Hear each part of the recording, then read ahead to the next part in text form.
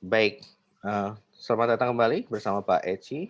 Kita akan bahas, eee, secara singkat ya mengenai interest bearing notes ya. Pada pertemuan sebelumnya kita sudah simpulkan bahwa notes itu, yang akan menjadi pembahasan dari chapter 14 ini adalah notes payable yang dia itu, eee, long term ya, long term notes payable ya. Nah, bentuknya bisa 2, ada yang interest bearing notes, IB ya, IB ini IBNP, jadi ini notes payable yang long term yang akan kita bahas ya.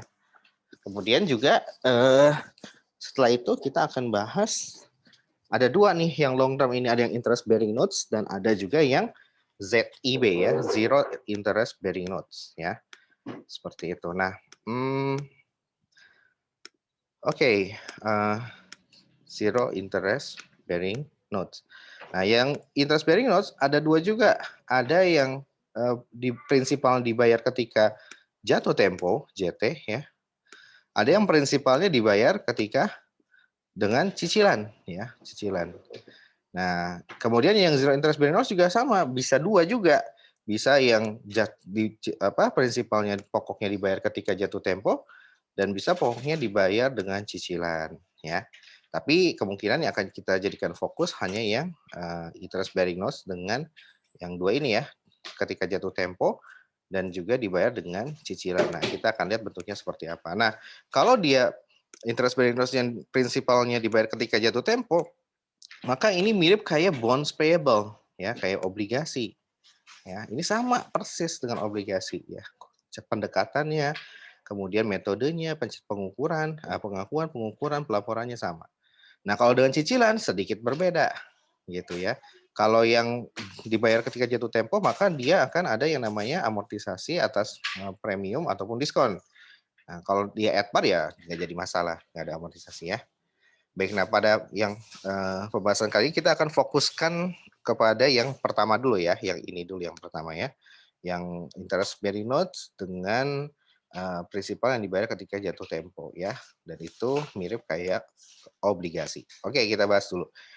Nah, ini tadi sudah ya, kalau yang interest bearing notes yang prinsipalnya dibayar ketika jatuh tempo, maka ada 3. Yang pertama itu adalah 3 bentuk, bisa at par, berarti kupon dan yield sama. Nah, ini persis obligasi. Diskon kalau diskon kondisinya maka kupon rate-nya lebih kecil daripada yield-nya. Kupon rate-nya 6 gitu ya, yield-nya adalah 10 gitu ya. Kalau premium kupon yield-nya 6, kupon rate-nya 6, yield-nya adalah 4 misalkan ya. Nah, jadi seperti itu. Ini kondisi-kondisi ketika kita pertama kali menerbitkan notes ya. Nah, ini sama ya dengan bonds payable. Jadi ada 2 juga, present value pokok sama kupon ya. Dan ada amortisasi juga. Oke.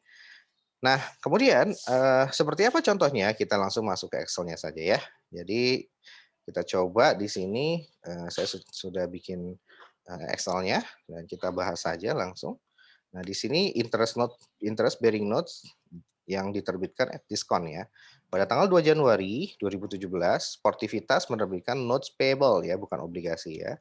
Kemudian face value ada 200.000. Nah, di sini saya taruh 200.000 ya face value-nya. Kemudian jangka waktu 3 tahun, periodenya 3 tahun. Kupon rate-nya 10%. Nah, ini sudah saya tulis 10%. Pembayaran bunganya tiap 31 Desember. Ini sudah saya tulis juga. Bunga market rate-nya adalah 12%. Ini saya tulis juga. Nah, ini kita tandai ini karena bunganya dibayar tiap tahun, maka NPR-nya ini annual ya. Kemudian PMT-nya juga ini adalah annual ya. Nah, kemudian yang rate-nya pun dia adalah annual ya. Rate annual. Oke. Nah, dari sini kapan? Oh, 3 tahun ya, berarti dari 2 Januari 2017 sampai dengan 2 Januari 2007 tambah 17, 18, 19 ya, 20. 2 Januari 2020 ya. Oke, nah seperti ini. Nah, ini 2 tahun, 3 tahun ya. Oke, nah pertama ya sama kayak bonds, berarti ada 2 metode. Pertama, satu persatu dengan menggunakan single faktor ya, yang menggunakan faktor dari single sum ya, dari 1 kali present value. Kemudian kalau yang kedua untuk bunganya kita menggunakan present value dari anuitas ya. Present value interest faktor dari anuitas. Jadi kalau anuitas itu berulang-ulang dengan jumlah yang sama. Nah, seperti ini ya. Oke, karena cuma 3 tahun aja ini simple ya. Kita gambar timeline-nya seperti ini ya. 200 juta ditaruh di tahun ketiga ya. Ini saya gambarkan seperti ini deh. Nah, jatuh tempo ya. Oke.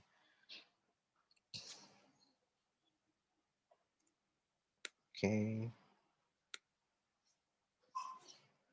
Oh benar ya, jadi karena dia pembayaran bunga terakhir, tapi ya nggak apa-apa ya, pelunasannya nanti di tanggal 2 Januari 2020. Oke, nggak apa-apa kayak gini ya.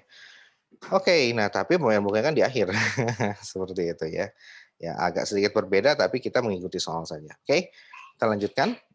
Caranya gimana? Seperti biasa, present value ya. Present value, langsung saja present value dari rate-nya, market rate-nya 12%, tidak perlu lagi dibagi 2 karena dia 1 tahun.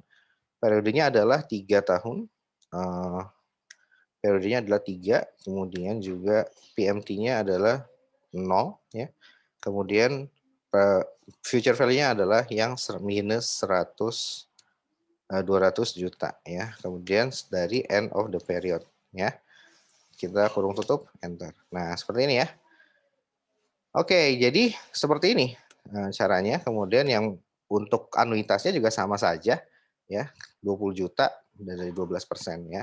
Seperti itu, oke. Kemudian kalau ini diperoleh dari yang coupon rate ya. Coupon rate dikalikan dengan face value. Oke, sama dengan 20 juta. Nah, 20 juta inilah bunga yang dibayar tiap periode ya, tiap setahun. Oke, dapatlah sekian. Tapi seperti biasa ada cara cepat, langsung dimasukkan semuanya ya, rumus present value-nya. Present value kita masukkan, gabungkan perhitungan prinsipal dan rate dalam satu rumus ya, seperti itu. Present value dari rate-nya berapa, kemudian periodenya 3, kemudian PMT-nya minus ya.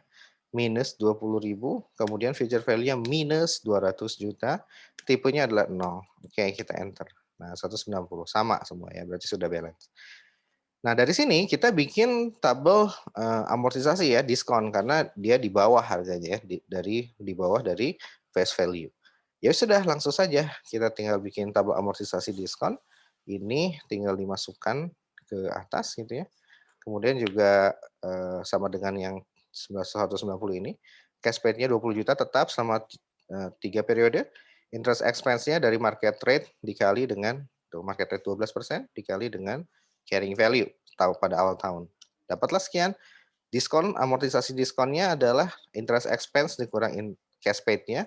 Nah, kemudian carrying value-nya juga sama ya. Karena dia diskon maka bertambah. Carrying value awal tahun ditambah dengan amortisasi dari diskon yang terjadi di periode pertama. Hasilnya adalah sekian. Tarik ke bawah, hasilnya adalah 200 juta. Nah, harus sama kayak gini ya. Oke, nah kalau sudah seperti ini berarti perhitungan kita sudah tepat ya, sudah tepat ya. Nah, tinggal dibuat jurnalnya, tinggal diturunin tuh dari atas ya. Dari atas ini kita turunin. Ya, kita akan bikin jurnalnya ya. Kemudian berarti cash pada notes ya 190. Kemudian yang kedua ya, yang kedua juga sama kita akan bikin jurnalnya. Nah, yang kedua ini yang ini aja deh. Ya. Oke. Kedua juga sama, kita bikin jurnalnya. Nah, yang kedua, karena dia dibayar per tanggal 31 Desember, maka ini bukan interest payable ya. Ini adalah 2345 cash. Oke. Nah, cash pada notes payable ya. Kemudian interest expense pada interest expense-nya 22 juta. No, karena dia diskon, amortisasi diskon, maka amortisasinya akan menambah dari carrying value dari notes payable ya, maka ditaruh di kredit. Kemudian yang ini adalah cash ya, 31 apa namanya? Oh, sorry.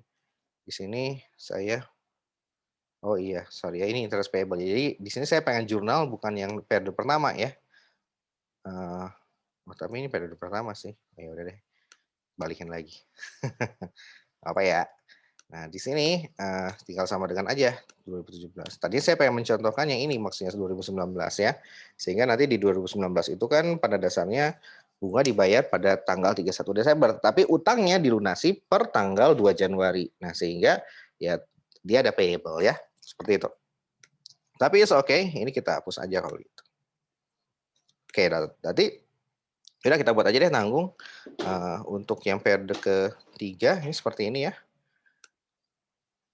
Nah, di sini kita tinggal masukkan saja. Ini sama kayak gini ya. Kita masukkan ya. Ini yang ketiga. Ya. Oke, ini 3, kemudian ini yang tanggal 2 ya. Oke, nah kayak gini ya. Sesuai dengan instruksi dari soalnya ya. Kemudian di sini dari sini kita tinggal masukkan aja karena dia dibayarnya tiap apa namanya? Tiap tahun gitu ya. Sebentar. Nah, ini gini ya. Tiap tahun di tanggal 31 Desember, maka ini seperti ini ya. Ini sama dengan 23571, kemudian notes payable-nya sama dengan 3571, kemudian cash-nya adalah yang 20 juta ya. Seperti itu. Ini harus sama ya, selisihnya sum sama dengan ini dikurang sum lagi sama dengan yang ini. Nah, 0 ya. Nah, baru pada tanggal 2 Januari ini bukan interest payable ya, kita ingin membayar bonds payable-nya semuanya. Bonds payable pada cash sebesar berapa? Langsung 200 juta ya. Oke. Nah, seperti ini ya. Jadi yang kita nanti coba bandingkan ya, seperti ini ya. Oke. Jadi 200 juta itu adalah ketika pelunasannya yang ini nomor 4. Oke, nah baik seperti ini. Jadi kesimpulannya adalah kita akan menjurnal dengan menurunkan dari tabel ini ke bawah. Nah, udah kita dan ini adalah notes payable dan sifatnya ini mirip dengan obligasi karena pelunasan bonds ya dilakukan pada saat akhir periode ya seperti itu. Pada saat jatuh tempo atau akhir periode. Baik, itu aja yang bisa saya sampaikan. Semoga bisa bermanfaat dan sampai jumpa pada video selanjutnya. Terima kasih.